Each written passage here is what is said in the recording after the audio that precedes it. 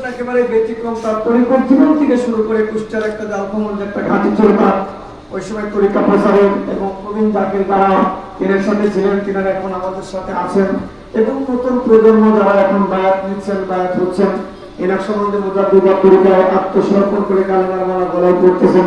কল্যাণপুর অভিযান থেকে শুরু করে সাজাদপুর টাঙ্গাইল ইসলামপুরের অনেক জাতীয়রা ওনারা এলাকাতে আছেন এবং ওনারা বলতে আছেন। আমাদের সবারই মধ্যে একটা আফসোস ছিল যে খানকাটা এভাবে আছে কেন, আমরা আসলে সেই শুরু থেকে ছোট থেকে দেখেছি খানকাটা এমন কেন।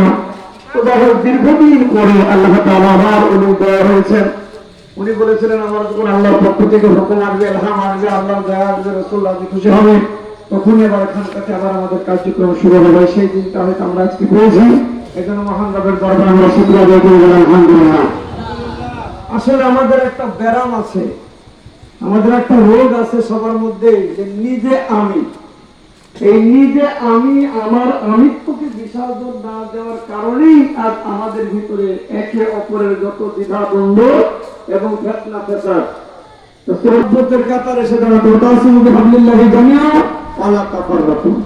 আমরা সবাই কিন্তু একই পীরের গোলাম, একই পীরের অনুসরণ করতেছি।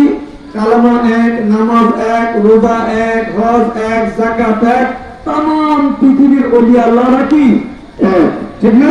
এখানে ভেদাভেদের কোনো সুযোগ নাই। এখানকার যা কিছু হবে, যা কিছু হচ্ছে হুজুর কেবলার হুকুমে হচ্ছে। এখানে আমাদের কারোর কোনো মন্তব্য করা চলবে না, কথা বলা চলবে। হুকুম যেভাবে দিক নির্দেশনা দেবে, এখানে কেউ কোনো নাচ বর্ণনা কোনো মরবে না।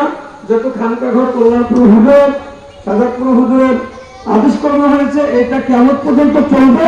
আমরা তিনার হুকুমে যখন যেটা আসবে না, সেহেতু আমরা যারা আজকে খানকাতে এসেছি, যারা আসলে সবাইকে আমরা মহব্বত করবো, প্রেম বিলাবো, যাতে আমরা তরিকা নিয়ে আমরা তরিকার প্রসার করে আমরা মহব্বতের দরিয়ায় মহব্বতের কাতারে ধরবো, ঠিক না?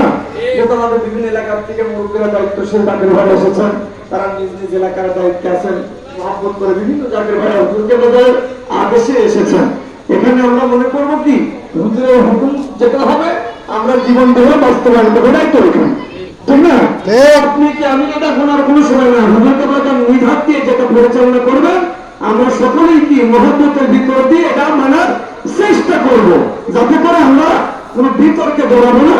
আমরা মহব্বতের বাজারে গিয়ে যাতে দরবার এই খানকাটাকে পরিষ্কার করে আরো সুন্দর করে, পীর যেখানে কদম দেয় সেখানে কিয়ামত পর্যন্ত আল্লাহ রহমত বর্ষণ করে, সুবহানাল্লাহ। এবং আল্লাহর ওলিরা যে এলাকায় আসে, ওই এলাকায় কি সকিনা নাজিল হয়। যখন এলাকায় পীরের সম্মান আলাপ আলোচনা করা হয়, তখন আল্লাহ ওই এলাকার লানত, গজব, আযাবগুলো আল্লাহ নিজে হাতটি সরায়া এমন একদিকে সরায় দেয়, সুবহানাল্লাহ। আমরা নিজেই আমরা খুশি যে আমরা আজকে খানকা শরীফে এসেছি, সামনের মধ্যে 10 মুহররম। আমরা এই মুহররমের অনুষ্ঠানের প্রস্তুতি নিব।